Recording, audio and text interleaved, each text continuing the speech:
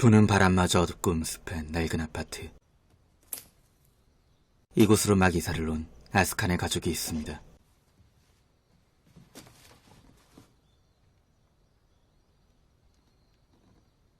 あれ、お母さんたちのじゃない？あら、混ざってた。じゃあそっち置いといて。 엄마의 심부름으로 옆집에 인사를 하러 간 아스카.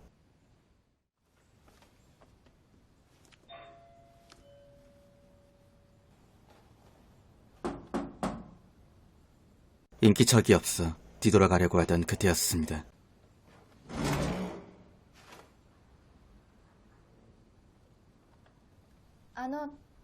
隣に越してきた二宮。すみません。ご挨拶に伺ったんですけど。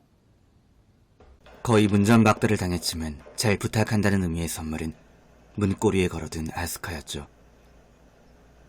낡은 아파트 주변을 둘러보기로 한 아스카의 눈에 친구도 없이 혼자 놀고 있는 한 꼬마 아이가 들어옵니다.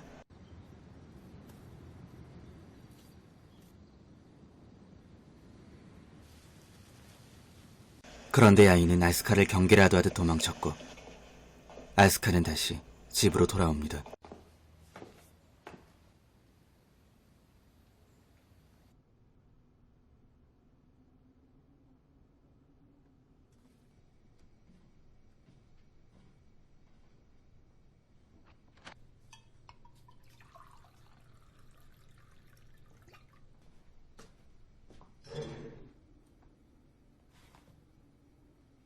お母さん？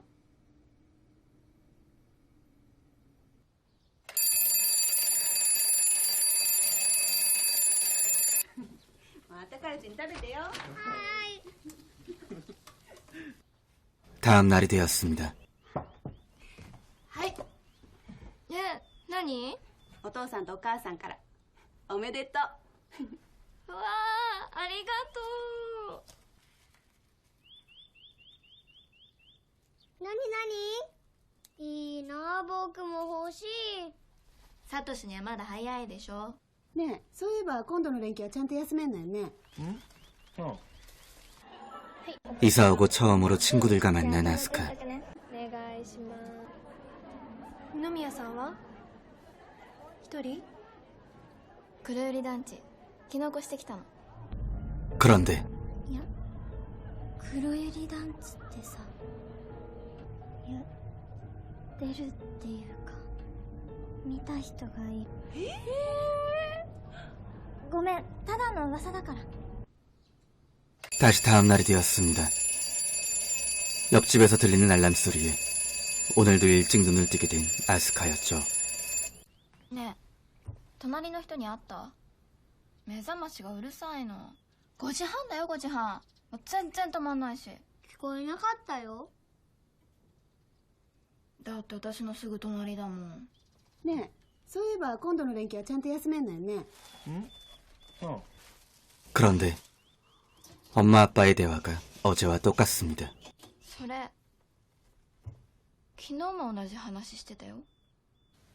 아무 일 없듯 집을 나선 아스카의 앞에 어제 그 꼬마 아이가 놀고 있었습니다. お姉ちゃんね、二宮飛鳥っていうの。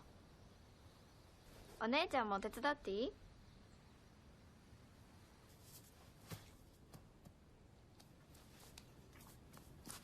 みのるくん、今度から一人で遊んじゃダメだよ。どうして？それに寂しいでしょ？寂しくないよ。おじいちゃんがいるもん。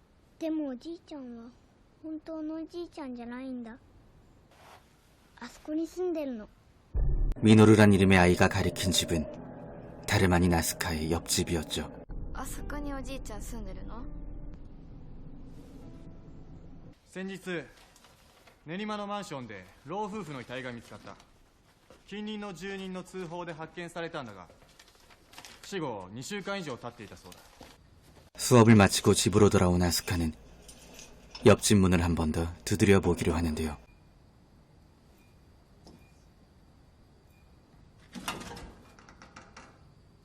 아스카는 잠겨있지 않은 현관문에 이상한 느낌을 받고 그 집 안으로 들어가 보기로 합니다.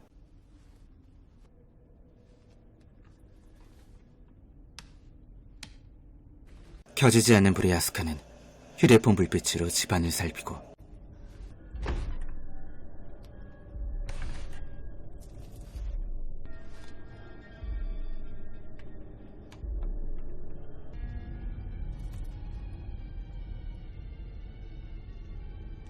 거실을 지나 굳게 닫혀있는 방문을 열어보는 아스카. 그때였습니다.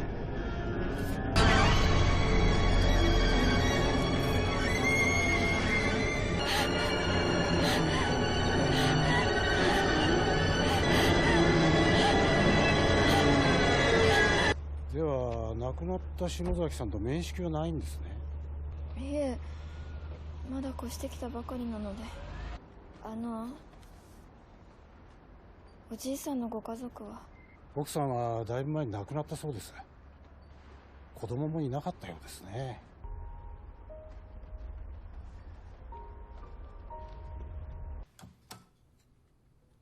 할아버지의 시체를 발견한 아스카의 마음이 좀처럼 진정되지 않던 그때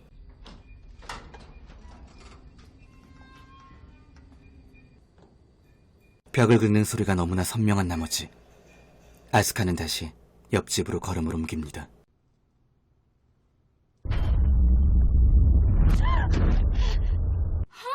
ってば、寝ぼけてたんじゃないの？違う、はっきり見たの。ちょっと落ち着きなさい。違うんだってば、どうしてちゃんと聞いてくれないの？ 그런데 ねえ、そういえば今度の連休はちゃんと休めるのよね。 오늘도 엄마 아빠의 대화가 며칠째 똑같았습니다.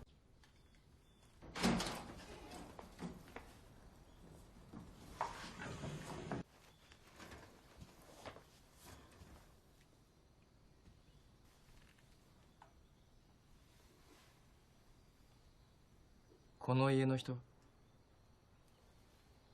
いえ。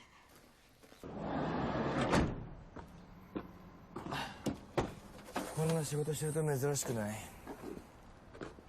何やってんだ、急げよ。はい、関わらない方がいい。俺たちとは時間が違うんだ。そう、ゆっくり大丈夫。 실습 시간. ねえ、 반쯤 넋이 나간 아스카의 차례가 왔습니다. 起き上がりますよ。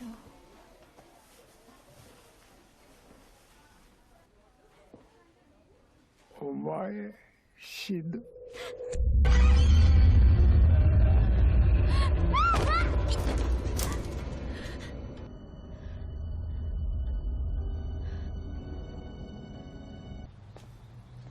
죽은 옆집 할아버지의 목소리를 듣게 된 아스카가 유품정리 회사 직원인 노부를 찾아갑니다. お客さん。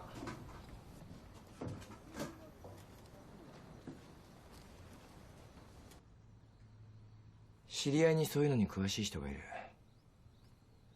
그날 밤 집으로 돌아온 아스카는 온 집안이 이상해진 걸 느끼게 되는데요. 가족의 흔적이 전부 사라져버린 것이었습니다.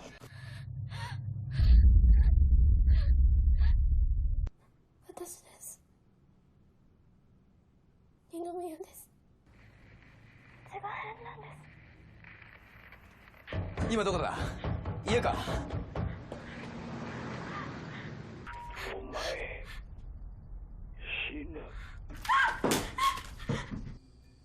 죽은 할아버지의 목소리를 듣게 된 아스카는 다시 그의 집을 찾게 되고 거기서 충격적인 광경을 마주하게 됩니다.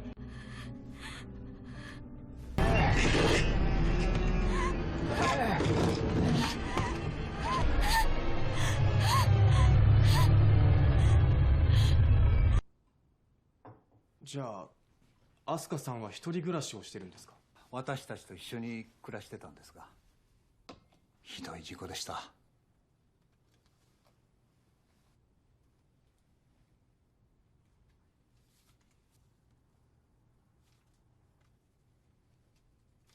自分のせいだって責め続けて。疲れるでしょう、優しいと。でも中には優しさにつけ入ろうとする相手もいる。成功したんですか？話を聞いてあげただけ。おじいさんはあなたに感謝してる。問題はおじいさんじゃない。あなた部屋に入れたのね。13年前あの団地で5歳の男の子が事故で死んでる。ミノル君。その後団地で起きた原因不明の死亡事故だ。中には取りつかれて死んだ者もいたかもしれない。君に知らせようとした。また子供が訪ねてきても絶対に会うな。 교통사고로 부모님과 동생을 잃어버린 지 이미 오래였던 아스카. 가족을 향한 그리움과 미안함으로 지금껏 환상 속에 갇혀 있었던 겁니다. ミノル君、お願い、もうあなたと遊べない。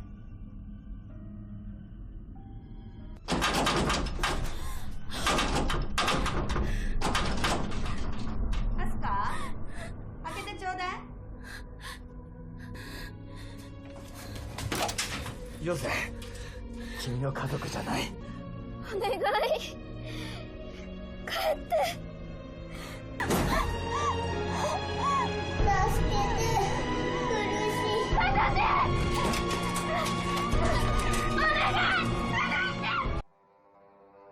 い。私 2013년작인 이 영화는요, 제2호러의 거장으로도 손꼽히고 있는 나카다 히데오 감독의 공포영화인데요. 린과 사다코, 검은 물 밑에서 등을 연출하며 그 안에서도 사회 문제점들을 간파하기로 유명한 감독입니다. 그런 그가 이번 작품에서도 역시나 사회 문제점들을 함께 다루었습니다. 가족을 잃어버린 아스카라는 인물을 통해 알 수 있는 상실의 고통. 인간이라면 누구나 상실의 고통을 느낄 겁니다. 그래서 이 영화를 통해 알 수 있는 건 아마도 외로움으로 인한 괴로움, 그 괴로움에서 번진 상실감 속에서 오는 고통을 투영한 영화가 아닐까 생각이 들기도 합니다. 일본뿐만 아니라 우리나라 역시 점점 1인 가구가 늘어나고 있는 추세인데요. 1인 가구가 늘어남으로써 종종 뉴스나 기사를 통해 홀로 고독사하는 사람들의 가슴 아픈 소식을 접할 때가 많습니다. 영화 속에서 홀로 고독사한 할아버지를 보면 어느 정도 알 수 있는 부분이기도 하죠.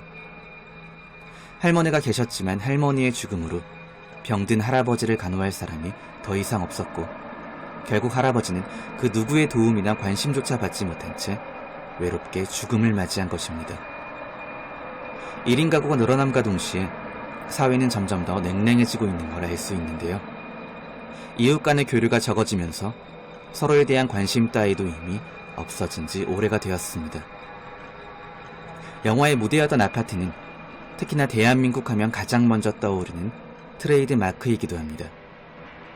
편리한 주거 공간을 제공하지만 그 편리함 때문에 인간은 도움을 주거나 도움을 받지를 않죠. 왜냐면 아파트라는 공간에서 해결할 수 있는 것들이 점점 더 많아지기 때문입니다. 블록처럼 정교하게 쌓아 올려진 아파트의 편리함은 정작 사람들끼리의 협동이나 조화를 깨뜨리는 건 물론 감성을 제재하고, 이것이 결국 무관심이란 병을 바이러스처럼 퍼뜨리는 게 아닌가 생각이 들기도 합니다. 다시 영화로 돌아와서 재미적인 부분을 한번 살펴보자면요. 반전의 진실을 알게 되는 후반부턴 상당히 늘어지는 느낌이 없지 않아 있습니다.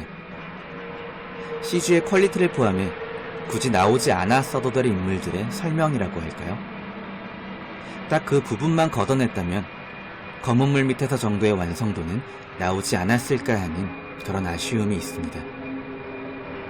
그럼에도 공포란 장르 안에서 감독이 전하고자 하는 의미에 대해선 퇴색하지 않았던 영화. 오늘의 영화 컴플렉스였습니다.